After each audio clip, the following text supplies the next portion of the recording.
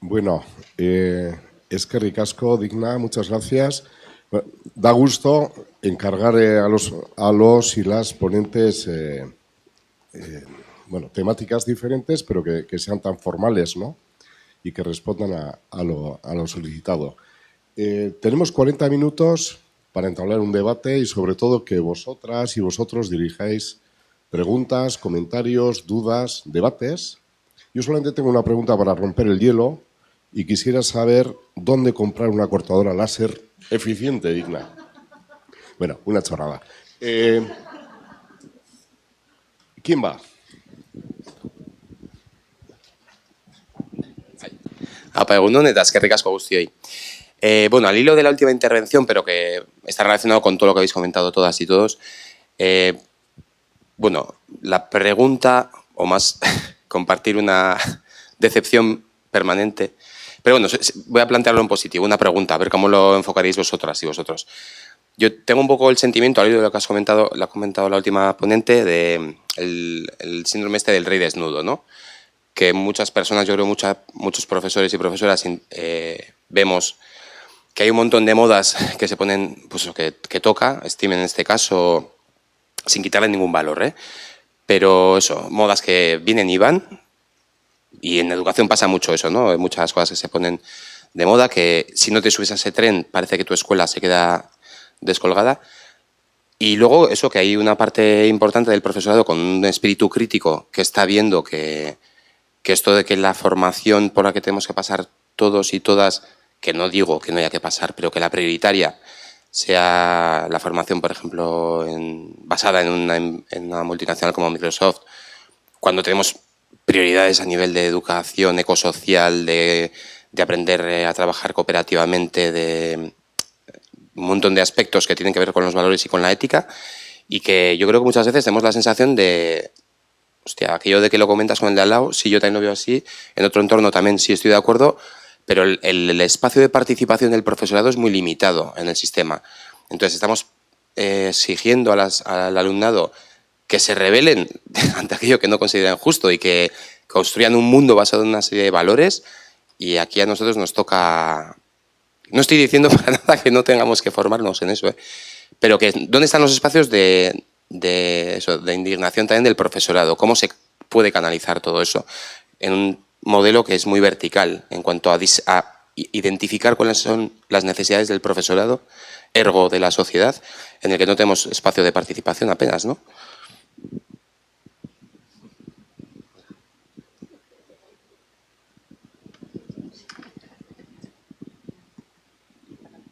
Te va a tocar la patata caliente porque, mira, no quieren contestar. Como has hecho una pregunta chunga, porque es chunga esta, ¿eh?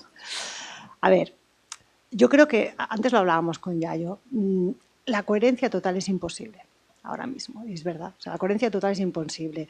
Habrá personas que intenten aprovechar lo que les llega. O sea, yo he visto escuelas de estas que han recibido con horror todo este material, pero luego han dicho, bueno, ya que lo tenemos, lo vamos a usar súper bien. Lo han usado para hacer hoteles de insectos, para hacer carteles de concienciación, para hacer... Es decir, hay personas que le han dado la vuelta y personas que se resisten. ¿Y qué es mejor en cada momento? Yo creo que es difícil no sé si hay una receta. O sea, lo que sí es cierto es que yo creo que una cosa que has dicho es muy importante. El profesorado, pero también la sociedad, tiene que empezar a tener un discurso más basado en precisamente defender eso que quiere. Es decir, ahora mismo se escucha muy poco al profesorado hablar de yo quiero poder enseñar a mis alumnos, por ejemplo, ideas transformadoras, educación ecosocial, etc. Se hace mucho más eco las noticias del profesorado para decir lo mal que vamos en PISA, o el profesorado se está quejando porque más horas, o porque quiere más vacaciones, o porque quiere más no sé qué. Entonces, ese discurso más centrado en no, yo lo que quiero es poder dar una educación de calidad a mis alumnos. Libertad para dar una educación de calidad a mis alumnos, formación para dar una educación de calidad a mis alumnos, es un discurso que no se oye y seguramente tenemos que hacer más fuerza ahí. ¿Vale? Yo no sé en vuestro contexto, por ejemplo, en Cataluña, uno de los problemas es que con los medios de masas, quien tiene la voz son los sindicatos docentes, que no necesariamente hablan de la calidad de la educación. ¿Vale? Hablan de muchas cosas, que algunas están relacionadas y otras no, pero no siempre la calidad de la educación y no siempre poniendo a los alumnos, ¿no? a las generaciones futuras en el centro. Tenemos que cambiar eso, nos tenemos que organizar, igual que toda la sociedad se tiene que organizar, porque aquí de esto sabe mucho más Yayo y seguramente los dos ponentes. Esto es un poco un movimiento de resistencia, ¿eh? Esto es la resistencia. No somos conscientes, pero somos la resistencia. A mí no me gustaría en este momento ponerme en el pellejo de un docente o de una docente, porque viendo que otras propuestas había de competencias, las Digicom o Digicom, las competencias para el emprendimiento y algunas más que hay ahora en el marco de la Unión Europea, y tratando de poner en paralelo eso, digo yo, Dios mío, ¿no? Esto es un reto brutal, ¿no? Pero, retomando lo que comenté en mi exposición, eso no nos deja ver el bosque, ¿no? Y el bosque es que hay unos marcos curriculares que, de alguna forma, empiezan a ser sensibles muy tarde, ¿no? Sobre elementos urgentes de la crisis socioambiental, ¿no? Y que todo currículum, todo marco curricular tiene un margen de interpretación. Es una partitura, que es la misma para todos y para todas, pero tiene un margen de interpretación. En el Estado español tenemos ya divergencias entre la interpretación, digamos, que viene de la Administración central y la interpretación primera que filtran las comunidades autónomas, por ejemplo. Y ahí hay diferencias sustanciales, por ejemplo, en el desarrollo de la LOMLOE de estos aspectos, ¿no? Ese margen de interpretación se puede utilizar, pero está muy condicionado. Por ejemplo, es muy abierto en la educación primaria y ya no digamos en la educación infantil, donde el currículum ya tiene una concepción integrada, ¿no? Se marca muy poco las diferencias disciplinares y eso da más margen de interpretación para incorporar temas que teóricamente son transversales o requieren un enfoque transdisciplinar, ¿no? Pero si nos acercamos a la parte del final del sistema educativo, en la parte obligatoria, a la secundaria obligatoria, ya no digamos en el bachillerato, el margen de interpretación se reduce muchísimo y en el bachillerato prácticamente ya no existe. Nosotros, en nuestro grupo de investigación, sabemos que no vamos a poder trabajar ninguna experiencia de investigación, acción en centros educativos en bachillerato, porque los objetivos del sistema ahí ya están muy determinados. Los docentes los asumen, las familias y las comunidades educativas, si te rompes el marco de la, no sé cómo se llama aquí, la EBAU, ¿no? Tienes un problema, ¿no? Entonces ahí de repente todo pasa a ser una serie de contenedores disciplinarios con unos contenidos muy específicos, ¿no? Que solo buscan el objetivo de situar a las personas en el disparadero de la universidad y del mercado de trabajo realmente, retomando lo que comenté, ¿no? Y ese es el contexto, ¿no? Y es difícil en ese contexto ser docente asumiendo cuestiones como la emergencia climática, por ejemplo. ¿Cuándo sería el momento clave en el currículum para abordar la emergencia climática? Pues curiosamente en la secundaria obligatoria y en el bachillerato, que es cuando el perfil de desarrollo cognitivo, moral, etcétera, social de los adolescentes y de las adolescentes está en el momento clave para entender la gravedad, la profundidad, el carácter estructural, ¿no? Y las implicaciones sociales, éticas, ¿no? Y políticas que tiene la emergencia climática. Pero resulta que ahí el problema es el EBAU, ¿no? Y el rendimiento académico en una prueba de estado, ¿no? Bueno, yo creo que tu queja es la de siempre, es decir, que se hacen las leyes sin el profesorado. Y yo entiendo, como decía Pablo, vuestro papel de víctima, ¿no? Papel de víctima más razonable, ¿no? Porque es que os viene bueno, pues ya Dina lo decía, como moda, ¿no? Viene en moda y ahora toca hablar de Steam. ¿Y ahora qué hago?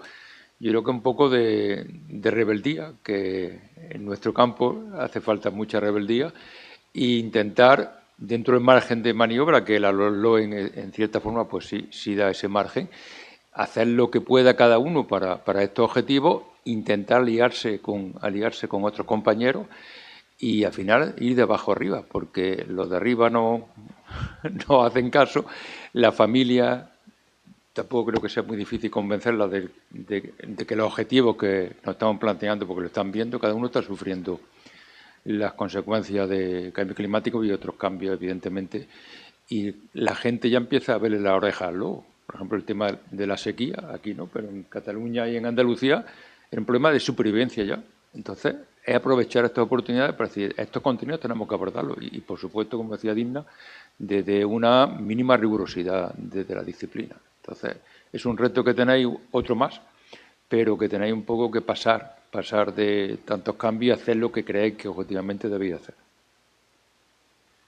Yo voy a añadir simplemente desde la otra parte de la pregunta que hacías, ¿no? Desde los equipos de asesoría y tal, cómo tratar estas cosas y eso. Creo que esto está muy relacionado con la agroecología. Creo que docentes y asesores y asesoras y estos somos al final agricultores, ¿no? Agricultoras. Agricultores que van sembrando, van echando semillas por ahí y unas te salen a los 2 días. Otras necesitan más para madurar, ¿no? Necesitan varios meses, otras quizás un año, otras no sé qué. Cuando cada una hace clic y hace propio ese aprendizaje, ¿no? Lo incorpora a su conocimiento. Otras no van a salir nunca, también. Pero la labor del agricultor y la agricultora es seguir echando semillas. Y seguir echando semillas, y lo uno con una palabra que utilizamos muy poco en estos foros, y es con esperanza de que van a salir, ¿no? Pero no la esperanza en el sentido que nos describe Rebecca Solnit. Rebecca Solnit es la escritora de la esperanza y procurad leer todo lo que pase cerca de vosotros de ella, ¿no? Rebecca Solnit dice, la esperanza no es el billete de lotería que tienes atrapado en las manos cuando estás sentado en el sofá, esperando que la suerte cambie, ¿no? La esperanza es un hacha con el que romper la puerta en los casos de emergencia y actuar. Entonces, con esperanza siempre. Sí, yo quería un poco incidir en lo que ha planteado Javier, continuar un poco por esa línea, ¿no? Porque yo creo que es verdad que hay que, es decir, es necesario que existan espacios dentro de la administración pública y de las propias universidades, ¿no? Donde se forman las personas docentes, ya sea las que hacen un máster para acceder a la función docente en secundaria o las formaciones que te dan acceso en primaria, pero hay que tener en cuenta y preguntarse por qué mucha gente de la que se está organizando fuera de la universidad o fuera de la administración, ¿no? Salvando y mejorando lo presente de espacios como este y otros que existirán, donde los trabajos que están haciendo las personas que aquí han intervenido y que están en la universidad, ¿no? O sea, cuando estábamos viendo, no sé en cuál de las presentaciones ha sido, es posible que haya sido en la de Pablo, cuando se ha visto esa imagen de la ministra Celaá en 2019 con el tema de la LOMLOE, no nos podemos olvidar que 2019 es el año de la eclosión brutal de los movimientos de Juventud por el Clima, de Teachers for Future, ¿no? Lo que quiero decir es que el profesorado organizado, igual que el estudiantado organizado, generan dinámicas que cambian y fuerzan los cambios. Es decir, yo creo que en este momento en el que lo político está tan reducido, lo político institucional, a una permanente operación de marketing político, no va a haber nadie que haga los cambios que hay que hacer en la institución si no hay una masa crítica y suficiente de gente que presiona y quiere esos cambios, ¿no? Entonces, yo creo que históricamente los movimientos de renovación pedagógica han sido claves para determinar y mover la política educativa en los países, ¿no? Y ahora mismo tenemos otros espacios. Está en el tema del clima, está Teachers for Future, pero a mí me consta, por ejemplo, porque formé parte del proceso, ¿no? Que el trabajo que hizo, por ejemplo, Ecologistas en Acción, el trabajo que ha hecho Teachers for Future, el trabajo que han hecho movimientos de renovación pedagógica, el trabajo, José Manu podría contar mucho, que ha hecho profesorado organizado, a veces fuera de la institución y fuera de la universidad, es también un elemento de cambio clave. Y además yo creo que un elemento también muy potente para la resistencia, porque al final también hay que reconocer que una parte muy grande del profesorado es una parte de profesorado formado como nos hemos formado todas, con los mismos valores, con las mismas dinámicas, y a veces hay profesorado que está muy solo en un centro de trabajo, ¿no? Y entonces, ¿cómo salir de esa situación de soledad? Pues yo creo que Ken Loach en sus pelis siempre lo cuenta muy bien. Solo no puedo, pero con amigas sí. Y por eso la organización es fundamental, a lo interno de los centros, pero también entre gente que está separada y que puede organizarse fuera, ¿no? Entonces, lo que quiero decir es que hay ámbitos de participación que son los ámbitos de participación oficial y están los ámbitos de participación política que son los activos que se mueve, y no ha habido nunca ningún derecho que se haya construido ni ningún derecho que se haya implantado que lo hayan dado graciosamente. Siempre ha habido que pelearlos, ¿no? Y es un trabajo que yo creo que puede ser un trabajo además tremendamente hermoso, ¿no? Entonces yo creo que el activismo es fundamental como instrumento de participación.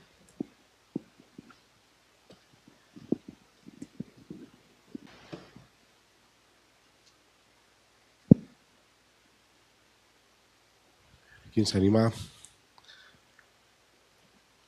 Me animo yo. Pablo hablaba antes de lo de capacitar, no me gusta demasiado. Podríamos llegar a esto. Pero, por otra parte, estamos hablando de la capacitación a través del desarrollo competencial, ¿no? Las propias disciplinas, podría ser así, la competencia científica. Desde la educación ambiental llevamos hablando décadas de concienciar, pero al menos dos, José Manu y Pablo, habéis comentado que la indignación es el paso previo a la acción, al activismo, ¿no? Que mencionaba ahora ya yo. ¿Cómo se indigna? Es mi pregunta. Sí.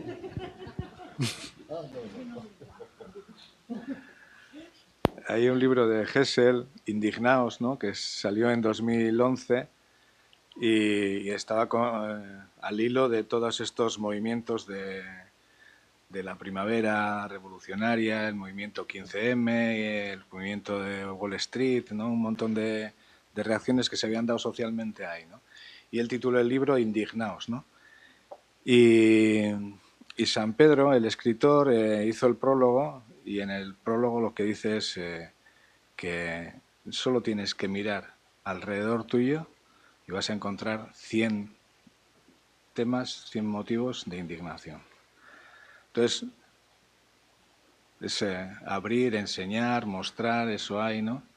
Y luego trabajar con las emociones, evidentemente, y a partir de ahí, yo suelo decir eso, lo que acabas de decir, ¿no?, que es el motor que nos va a accionar para hacer transiciones, transformaciones, cambios, etcétera, etcétera.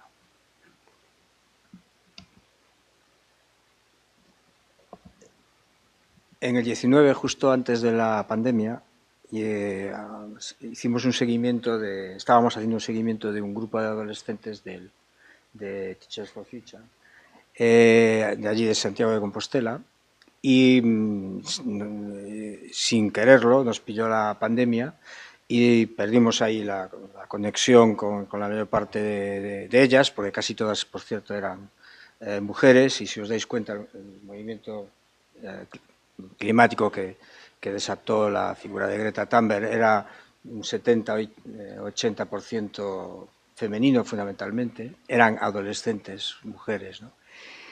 Y perdimos la conexión y retomamos el contacto haciendo una especie de post-test, ¿no?, en el 21-22. Y la mayor parte, bueno, ellas reconocían que no se habían sumado al movimiento por ser conscientes de las dimensiones científicas, de tener un conocimiento profundo del cambio climático, de causas, consecuencias, procesos, sino por indignación, o sea, por una emoción que sintonizó en ese momento con la figura de Greta Thunberg. Y curiosamente, 3 años después, esa gente estaba casi toda cursando cuarto curso de secundaria obligatoria, primero de bachillerato, segundo de bachillerato, y casi todas seguían indignadas, pero estaban casi todas desconectadas del movimiento. ¿Por qué? Porque tenían que tomar decisiones sobre su trayectoria vital y eso implicaba, en casi todos los casos, preparar la EBAU, el bachillerato, y casi todas estaban priorizando y lo reconocían y hacían esta autocrítica, entre comillas, que era prioritario su proyecto vital a la causa global a la que ellas habían sumado de forma entusiasta, con el agravamiento de toda la desmovilización que acarreó el tiempo de la pandemia, que fue más del 2020 y 2021, ¿no? Pero la indignación seguía ahí y todas reconocían, la mayor parte estaba ya haciendo su primer curso de diferentes carreras universitarias o ciclos de formación profesional, y reconocían que estaban buscando la forma de retomar esa movilización que surgió de la indignación, pero que tenían problemas para encontrar los vehículos, ¿no?, asociativos, colectivos, ¿no?, de las plataformas para hacerlo, ¿no? Incluso algunas de ellas habían definido su vocación universitaria, había 3 o 4 que estaban estudiando ciencias políticas, porque buscaban algo, ¿no?, que diese respuesta a esa indignación desde el punto de vista cívico-político, ¿no?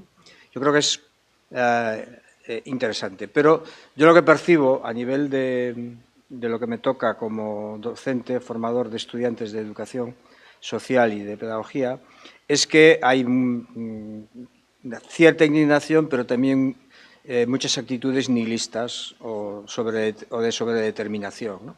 Yo siempre les hago una pregunta a mis alumnas cuando llegan al que son 80-90% alumnas, cuando empezamos la materia de educación ambiental, y les pregunto si han participado en alguna actividad que ellos asocien o ellas asocien con la educación ambiental que haya sido significativa. Y de un grupo de 70 o 80 estudiantes levantan la mano 1 o 2 personas. Después, explorando, se reconoce alguna más, pero fijaros, son personas que han pasado prácticamente 15 años de su vida en el sistema educativo y en esos 15 años no han tenido contacto con ninguna experiencia significativa asociada con el tema, con la cuestión de la crisis socioambiental en su trayectoria, en su formación, ¿no? Entonces, ahí hay un problema muy gordo, ¿no? Y los que dicen alguna experiencia, es alguna experiencia puntual, no algo que surgiera o se mantuviera constante en su trayectoria educativa, ¿no?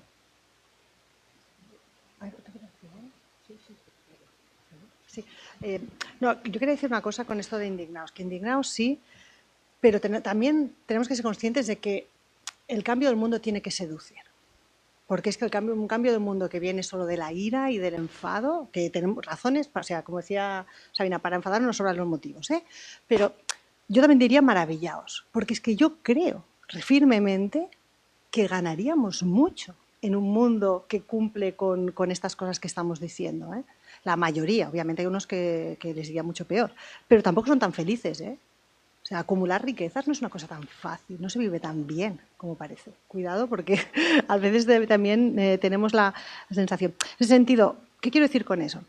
Que estoy totalmente de acuerdo que una pequeña experiencia significativa puede tener mucho valor si maravilla, si impresiona, si deja huella. De hecho, cuando nosotros entrevistamos a los alumnos, no recuerdan nada de lo que hemos hecho. Lo digo también por hablar con el docente de antes, de que te puede preocupar de casi lo que hago en el día a día, la mayoría no es de este rollo y pues que tampoco se van a acordar, si da igual.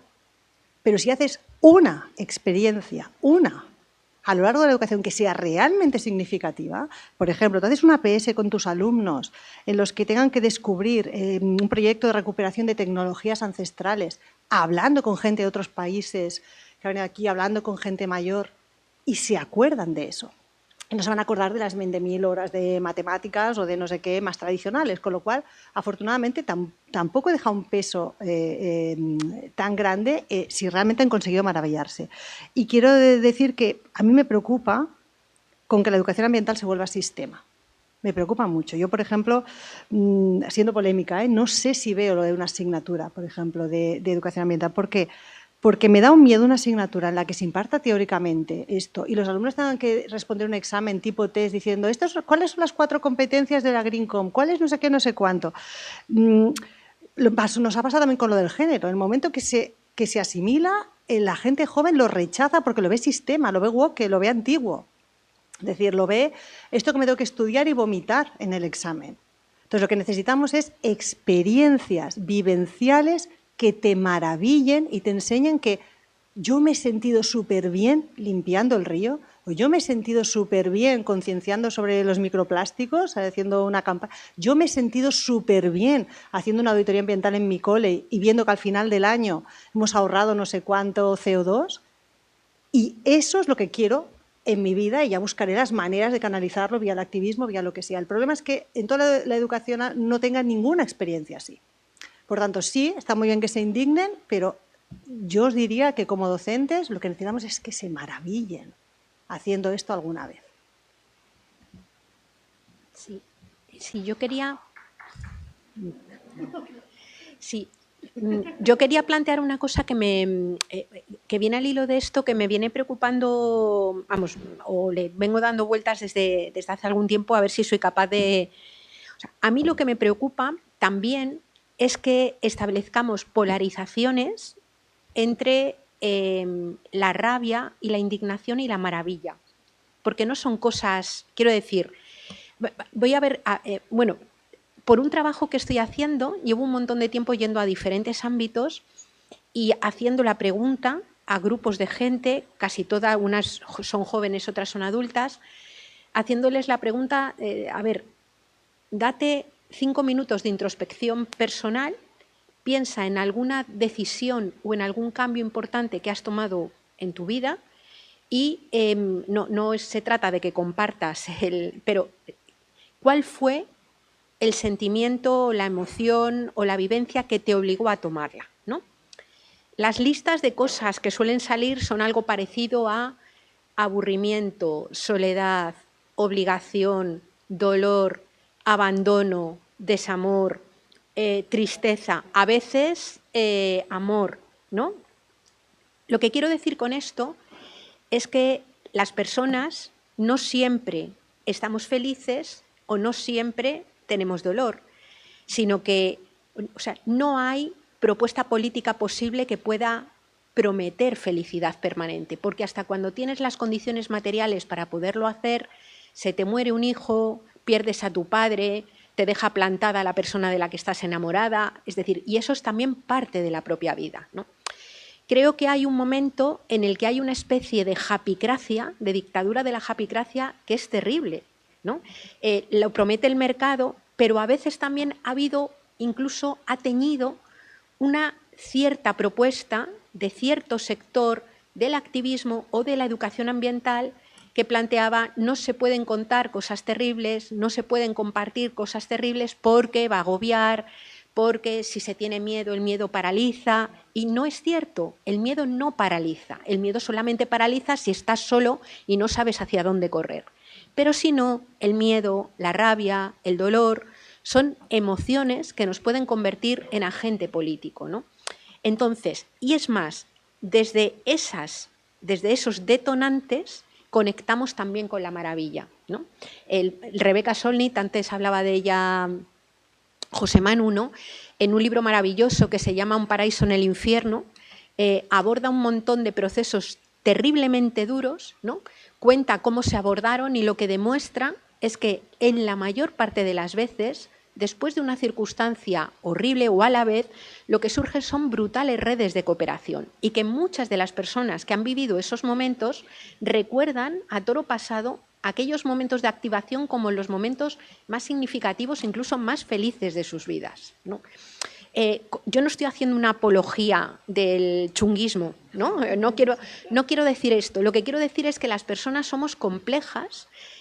A mí, por ejemplo, me está llamando la atención muchísimo y me está pareciendo una cosa alucinante lo que está pasando en las universidades de Estados Unidos a raíz del tema de Gaza, ¿no? La Universidad de Columbia, por ejemplo, yo estuve hace no demasiado y hablaba con algunos profesores de la universidad, que era una universidad donde se decía que esto era imposible y de repente personas activistas y periodistas sobrevenidos que han sacado imágenes desde dentro de Gaza activan una rabia y una movilización que consigue incluso una cierta movilización transgeneracional en las que profesores que a su vez fueron activistas contra la guerra de Vietnam, de repente se alían con quienes ahora son sus alumnos y sus alumnas, resignifican un montón de claves y generan un movimiento que ya no habla solo del tema de Gaza con ser terrible, sino que habla de colonialismo, habla de militarismo. O sea, lo que quiero decir es que no se puede despreciar como agente activador y agente educador sentimientos que son sentimientos que forman parte de la propia vida, que son tan humanos y tan positivos como cuando te enamoras al principio, esos primeros días que estás como flotando, o sea, son tan positivos como los otros, ¿no? Y me parece que la indignación, la rabia, el dolor, la maravilla, la cooperación van de la mano, ¿no? Por alusiones, ¿puedo? No. La propuesta de la materia es una propuesta pragmática. No tenemos un currículum transdisciplinar, sobre todo, como dije antes, en los niveles donde la madurez psicosocial y moral del estudiantado estaría en condiciones de afrontar o de entender mejor el reto, por ejemplo, de la emergencia climática. Pero como no pienso que vaya a cambiar el currículum de un día para otro, y el currículum no deja de ser, es muchas cosas, pero no deja de ser una tarta de tiempo y de recursos, ¿no? Creo que una de las formas de actuar con urgencia es identificar o crear espacios, tiempos dentro del currículum, con sus recursos correspondientes, para abordar la cuestión de la emergencia climática y en general de la crisis ecosocial. Además, la LOMLOE lo permite. Lo que pasa es que lo plantea como una opción de los centros, ¿no? Y la opción de los centros nos lleva a la situación casi actual, ¿no? Y es que hay centros que pueden decidir afrontar un proyecto educativo de centro y un proyecto curricular donde la cuestión de la crisis ecosocial está en el centro o está entre las cuestiones claves del funcionamiento de ese centro, y la inmensa mayoría, pues, mantiene la rutina que marca la organización disciplinar del currículo. Y además sería mandar un mensaje muy fuerte a la comunidad educativa. El currículum también es un mensaje a la sociedad, ¿no? Lo que nosotros digamos que es el currículum, la sociedad lo interpreta, ¿no? Si en el currículum que ve la sociedad no aparece con luces y con subrayado en azul, en verde fosforito, la cuestión climática, la sociedad dice, bueno, desde la agenda educativa no parece que sea un problema relevante. Si se lo ponemos en fosforito y se lo proyectamos desde el sistema educativo, la gente dice, bueno, pues sí que es un problema o puede ser un problema más relevante de lo que yo pensaba. Partiendo de la base de que el currículum es disciplinar y que no está cambiando a la velocidad que requiere la respuesta a la emergencia climática. Y es puro pragmatismo curricular. No debemos de olvidar que el currículum surge con la modernidad. No había currículos oficiales antes del siglo XVIII y del siglo XIX, y aparecen con una ambigüedad que preside todo acto educativo institucionalizado, ¿no? Vamos a distribuir el conocimiento que genera la ilustración, vamos a ilustrar a la ciudadanía, todo el mundo tiene derecho a conocer, pero también vamos a generar un marco para construir una identidad colectiva en los estados modernos, que tenían problemas de construcción de la identidad. Y esa doble, hay un sociólogo que es uno de mis autores de cabecera, Carlos Lerena, que publica un libro al principio de los 80 que se llama Reprimir y liberar. Todo acto educativo es como el dios Jano, ¿no? Reprimes, liberas, y a veces la represión y la liberación están en un continuum que es muy difícil de discernir, ¿no? Un currículum ecosocial también es imponer, ¿no?, un marco de valores y un marco político y un marco ideológico diferente al que hay ahora. Es imponer, ¿no? Lo que pasa es que hay formas distintas de socializar ese marco político, ¿no? Y en este currículum, yo creo que en el marco curricular que tenemos, hay otro problema añadido, y es que en los años 50 se incorpora algo que antes no estaba en el currículum, en los ejes del currículum, que es la respuesta a las necesidades del mercado. Las leyes de reforma que ajustan mercado, sistema educativo, surgen en los años 50 y no es por casualidad. Cuando empieza ese crecimiento exponencial de cargas, consumos, PIBs, rentas per cápita en los años 50, dicen que no, aquí el sistema educativo tiene que servir también para acelerar esto. Y ahora ya en la última etapa, donde estamos ahora, además el sistema educativo ya es mercado. No sé si os dais cuenta, ¿no? Pero ahora ya somos un negocio, lo que comentaba antes Digna, de qué compramos, ¿no? Pero el sistema educativo también vende formación. El sistema universitario es clarísimo. Después de Bolonia, ¿no? Empezó la degradación del sistema público, ¿no?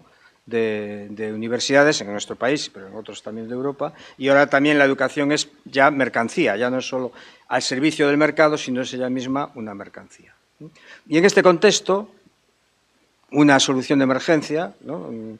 un hacha, ¿no? El hacha esa, ¿no? Pues es una materia, pero no una materia en el sentido disciplinar, sino en el sentido transdisciplinar y con esa orientación, ¿no?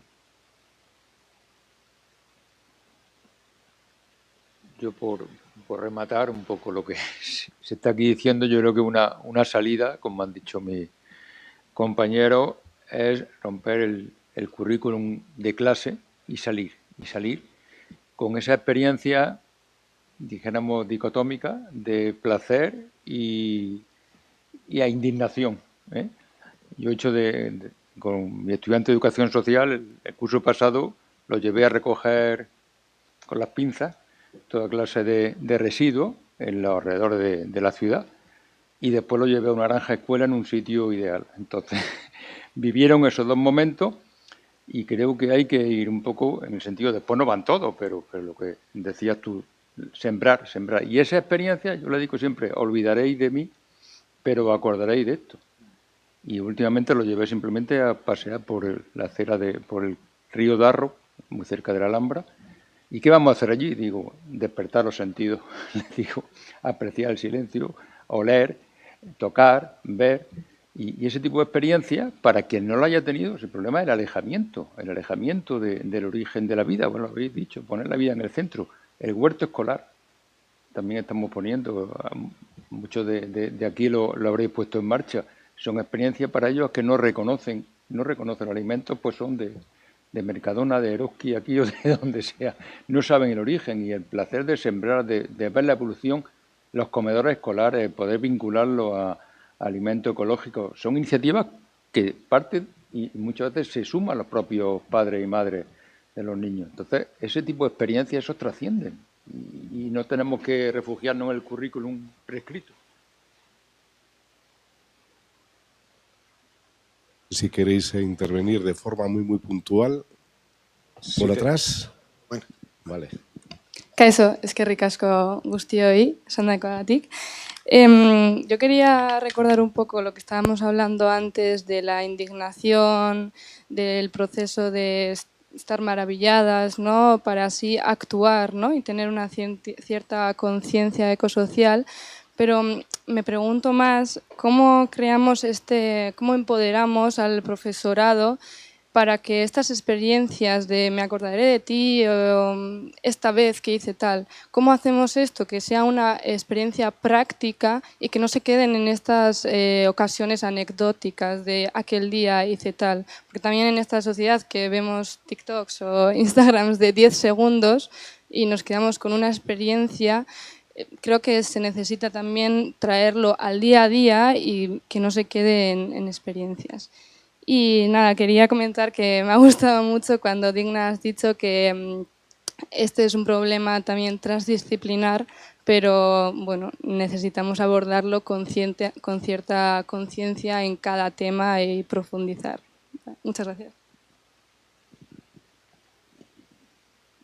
A mí hay una cosa pero no solamente en educación ecosocial, yo diría en toda la formación de profesorado y en toda la educación, creo que estamos trivializando lo que es una buena actividad educativa, lo que es un buen material educativo. Y muchas veces se hace un currículum que está aquí arriba, hay unos alumnos que están aquí abajo y el docente o la docente se supone que tiene que diseñar una actividad que funcione, que genere a la vez indignación y maravilla, que esté bien hecha, que capitalice en conocimientos. Y esto es muy difícil y no se puede hacer, obviamente on the go, pero no se puede ni tampoco planificar sencillamente. Yo creo firmemente en profesionalizar el diseño de materiales y capitalizar unos de los materiales de otros y hacer una red. Pongo ejemplos que conozco, que además ya yo también conozco. En Cataluña, por ejemplo, hay un grupo de docentes que se llaman Edu Global STEM y Ecofemi STEM. Son docentes de diferentes ámbitos que se dedican, a lo mejor durante todo un año, diseñan una propuesta. La diseñan, la discuten, docentes de diferentes ámbitos, la aprueban con sus alumnos, la investigan, nos piden a los expertos en didáctica, nuestra visión, le piden a compañeros y compañeras que no son del grupo su visión y acaban, al cabo de 2 o 3 años, tienen una propuesta educativa que funciona y que la hacen pública y otros docentes la pueden usar. No podemos trivializar porque no funciona todo en el aula. Y esto hay que profesionalizar también la educación ecosocial, que parece que vive de buenas intenciones. O sea, tú puedes estar muy motivado y puedes estar muy bien posicionado, pero tu material educativo puede ser un churro. O sea, aquí tenemos el proyecto que nos presentaba hoy Joserra, que aquí habrá muchos materiales.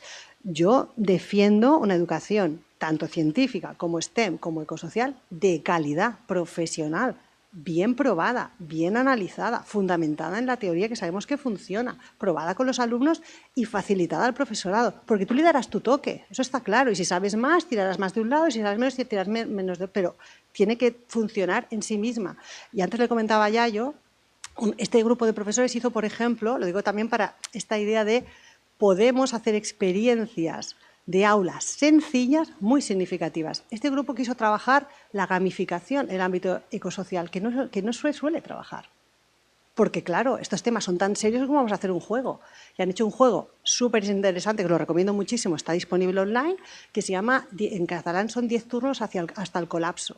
Y es un juego que se juega en 10 turnos, en los que tienes una sociedad, tienes un cubo de materiales, de recursos, todos enterrados en la arena, y tienes turnos en los que vas sacando cosas, cada vez cuesta sacar más, lo que nos está pasando, ¿no? Cada vez los combustibles fósiles, etcétera, y tienes que tomar decisiones que dejas de hacer o que dejas de consumir o que no sé qué. Y es un juego en el que el alumnado vive experiencia, pero lo que es la toma de decisiones, lo complejo que es este problema. Ayer, por ejemplo, cuando jugábamos con las maestras, hubo un momento que un grupo dijo, el turno 9, a la mierda, se acabaron las renovables, metemos una nuclear ahora mismo que se nos está muriendo la gente. Claro, ¿por qué? Porque habían tomado unas decisiones que no decrecían y es insostenible. Y otro grupo lo había hecho de otra manera y entonces están viviendo de otra manera y luego se lo comparten entre ellos y es una actividad de 1 hora, pero está bien diseñada y el material está hecho. No todo lo puede hacer cada docente.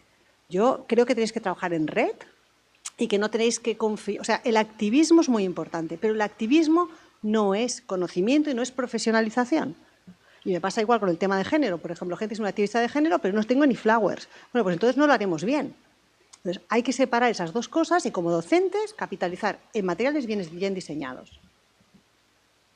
Dice Lucy Sobé, que la he citado antes como una gran referente de la ecociudadanía, que sabes que estás en un foro de docentes cuando una de las preguntas primeras es ¿cómo? Suele decir también Lucy que en la pregunta muchas veces está implícita la respuesta de quien la hace, pero no te voy a hacer pasar por ese marrón, ¿vale? Pero sí voy a plantear que siempre en docencia es terrible lo del cómo, la pregunta, ¿no?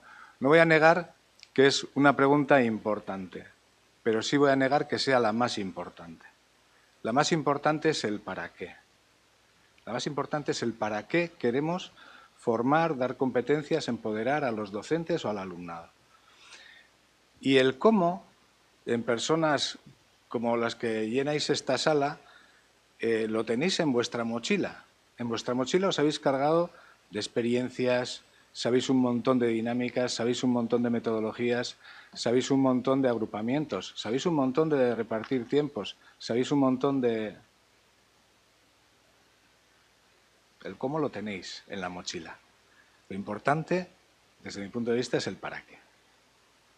Y aprovecho, antes de que te despidas, para decir una cosa. Siempre he reivindicado, siempre he echado falta en Euskadi la colaboración entre universidad y escuela, ¿no? Para mí Cataluña ha sido siempre un referente en ese sentido y me ha dado mucha envidia, ¿no?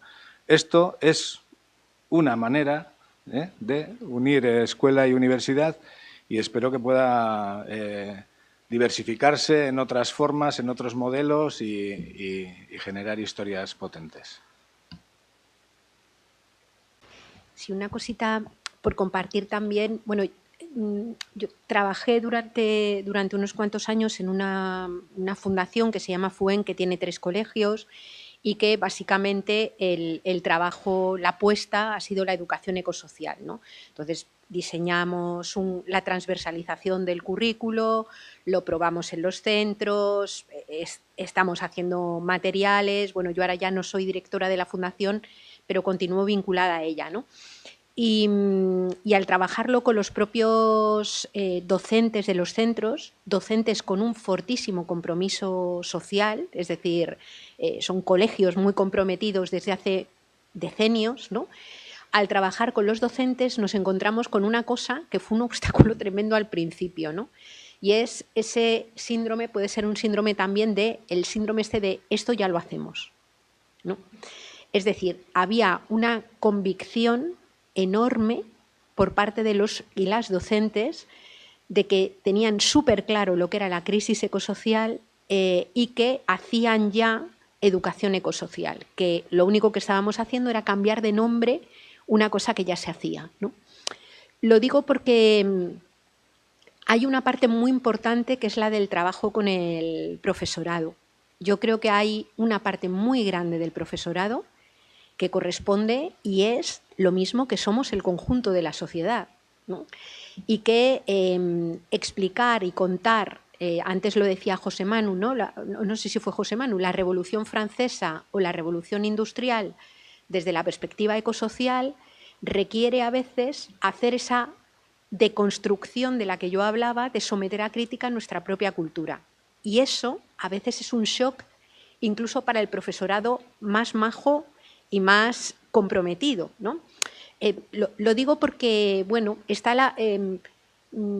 hay también todo un trabajo a hacer de interpelación al propio profesorado y ese tema, ese de eso ya lo hacemos, es como una especie de barrera que se pone a veces delante y que implica, de alguna manera, dejarse interpelar, dejarse deconstruir también, ¿no? Y ahí creo que, como decía Digna, los materiales no solamente educan a los chicos y a las chicas, sino también al propio profesorado y son claves, ¿no? Y encontrarse y debatir en grupos con gente también, ¿no?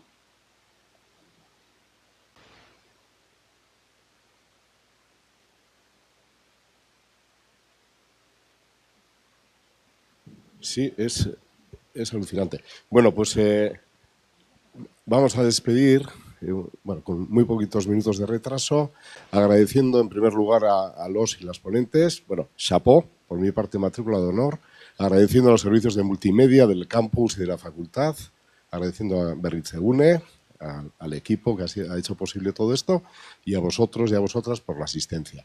Me quedo con 2 cosas, la satisfacción de que, bueno, pienso que ha salido todo muy bien, hemos dado a conocer el proyecto, ese era uno de los objetivos. Manifestar la necesidad de crear redes, lo que decía José Manu, esto es fundamental. Aquí estamos, sabemos dónde estáis, y la necesidad de crear recursos fundamentados y probados. Y para esto la escuela es imprescindible, o el instituto. Y el último mensaje que quisiera transmitir es el de la esperanza en forma de hacha. A mí me gusta mucho. Pero bueno, sobre todo que hay una gran labor y que, bueno, pues que... y que, bueno, pues adelante y bueno, pues que reivindiquemos el papel de la educación, ¿no? Esto es importantísimo. Mil gracias eta laster arte.